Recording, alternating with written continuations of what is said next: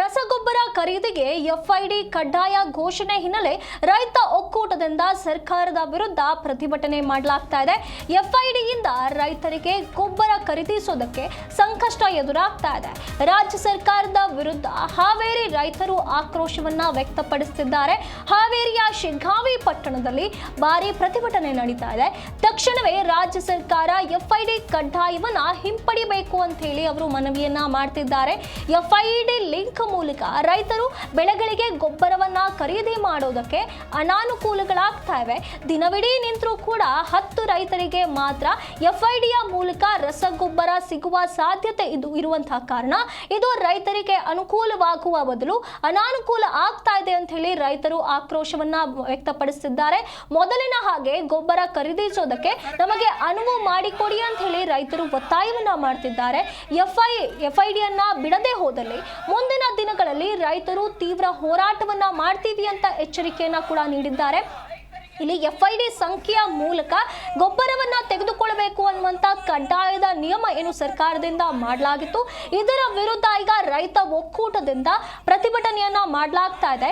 ಎಫ್ಐಡಿಯಿಂದ ರೈತರಿಗೆ ಗೊಬ್ಬರ ಖರೀದಿಸೋದಕ್ಕೆ ತುಂಬಾ ಸಂಕಷ್ಟವಾಗ್ತಾ ಇದೆ. ರಾಜ್ಯ ಸರ್ಕಾರದ ಈ ಒಂದು ನಿರ್ಧಾರದ ವಿರುದ್ಧ ಹಾವೇರಿಯಲ್ಲಿ ರೈತರು ಆಕ್ರೋಶವನ್ನ ವ್ಯಕ್ತಪಡಿಸುತ್ತಿದ್ದಾರೆ. ಹಾವೇರಿಯ ಶಿಗ್ಗಾವಿ ಪಟ್ಟಣದಲ್ಲಿ ಭಾರಿ ಪ್ರತಿಭಟನೆಯನ್ನ ಮಾಡಲಾಗ್ತಾ ಇದೆ. ಹಾಗಾಗಿ ತಕ್ಷಣವೇ ರಾಜ್ಯ ಸರ್ಕಾರ ಎಫ್ಐಡಿ ಕಡ್ಡಾಯವನ್ನ ಹಿಂಪಡಿಬೇಕು ಅಂತ ಹೇಳಿ ಮನವಿಯನ್ನ ಮಾಡ್ತಿದ್ದಾರೆ. ಮೊದಲು ಹೇಗೆ ನಾವು ಗೊಬ್ಬರವನ್ನ ಖರೀದಿ ಮಾಡ್ತಾ ಇದ್ವೋ ಅದೇ ರೀತಿಯಾಗಿ ನಮಗೆ ಗೊಬ್ಬರ ಖರೀದಿಗೆ ಅನುವು ಮಾಡಿಕೊಡಿ ಅಂತ ಹೇಳಿ ರೈತರು ಒತ್ತಾಯ ಮಾಡ್ತಿದ್ದಾರೆ. ಹಾಗೇನಾದ್ರೂ ಸರ್ಕಾರ ಈ ಒಂದು ನಿರ್ಧಾರವನ್ನ ಹಿಂಪಡೆಯದೆ ಎಫ್ಐಡಿಯನ್ನ ಬಿಡದೆ ಹೋದ್ರೆ ನಾವು ಮುಂದಿನ ದಿನಗಳಲ್ಲಿ ದೊಡ್ಡ ಮಟ್ಟದ ತೀವ್ರ ಹೋರಾಟವನ್ನ ಮಾಡ್ತೀವಿ ಅಂತ ಎಚ್ಚರಿಕೆಯನ್ನ ಕೂಡ ನೀಡಿದ್ದಾರೆ.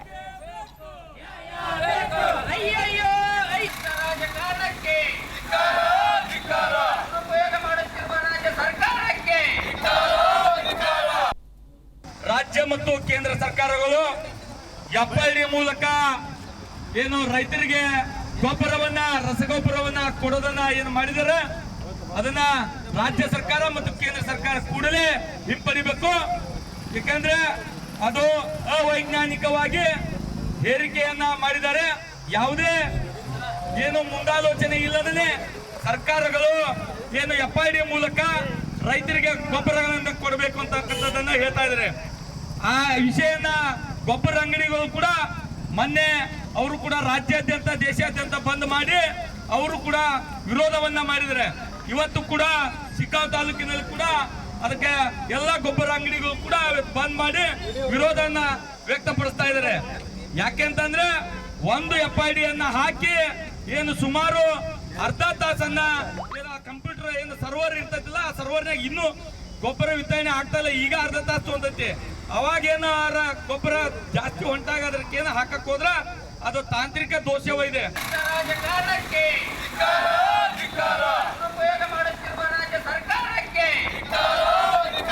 ರೈತರಿಗೆ ಅನ್ಯಾಯವನ್ನು ಮಾಡುತ್ತಿರುವ ಸರ್ಕಾರಕ್ಕೆ ರೈತರಿಗೆ ಅನ್ಯಾಯ. ಈ ಬಗ್ಗೆ ಹೆಚ್ಚಿನ ಮಾಹಿತಿಯನ್ನ ನಮ್ಮ ಪ್ರತಿನಿಧಿ MD ಹಣಗಿ ನೀಡ್ತಾ ಹೋಗ್ತಾರೆ. MD ಹಣಗಿ, ಈಗ ರೈತರ ಒಕ್ಕೂಟದಿಂದ ಎಫ್ಐಡಿ ವಿರುದ್ಧ ಇಂಥ ಒಂದು ಪ್ರತಿಭಟನೆ ನಡೀತಾ ಇದೆ. ಸರ್ಕಾರದ ಈ ಒಂದು ಏನು ಘೋಷಣೆ ಏನಿದೆ ಕಡ್ಡಾಯ ಮಾಡುವಂತ ಘೋಷಣೆ ಅದನ್ನ ಹಿಂಪಡಿಬೇಕು ಅಂತೇಳಿ ರೈತರು ಒತ್ತಾಯ ಮಾಡ್ತಿದ್ದಾರೆ. ಹಾಗಾದ್ರೆ ಯಾವ ರೀತಿಯಾದಂತ ಸಮಸ್ಯೆಯನ್ನ ಎದುರಿಸ್ತಿದ್ದಾರೆ ರೈತರು? ಎಫ್ಐಡಿ ಕಡ್ಡಾಯ ಮಾಡಿದ್ದು ಸರ್ಕಾರ ಏನು ರೈತರ ಹಿತದೃಷ್ಟಿಯಿಂದ ಈ ಒಂದು ನಿಯಮವನ್ನ ತಂತು.